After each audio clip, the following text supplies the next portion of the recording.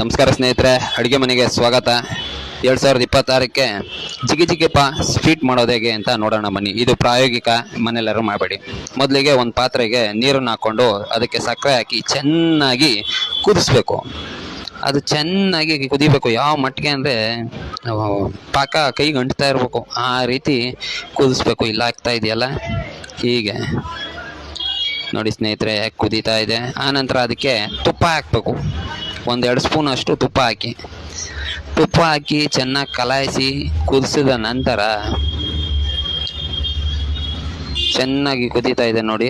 ಆನಂತರ 1-2 ಬಟ್ಲಷ್ಟು ಮೈದಾ ಹಾಕಿ ಚೆನ್ನಾಗಿ ಕಲಿಸ್ಬೇಕು. ಅದನ್ನ ಫುಲ್ಲು ಮಿಕ್ಸ್ ಆಗಬೇಕು, ಆ ರೀತಿ ಈಚಕಿ ಪಚ್ಕಿ ಕಲಿಸ್ಬೇಕು.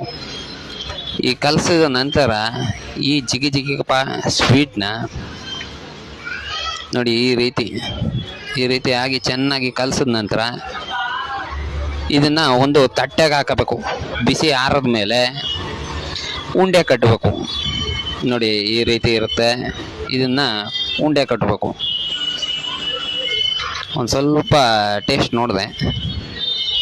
ಇದಾದಮೇಲೆ ಒಂದು ಪ್ಲೇಟ್ಗೆ ಹಾಕಿ ಉಂಡೆ ಕಟ್ಟಿದ್ದೀನಿ. ಈ ರೀತಿ ಉಂಡೆ ಕಟ್ಕೊಂಡಿದ್ದೀನಿ ನೋಡಿ ಸ್ನೇಹಿತರೆ, ಹಿಂಗಿದೆ ಉಂಡೆ. ಇದನ್ನು ತಿಂದು ನೋಡೋಣ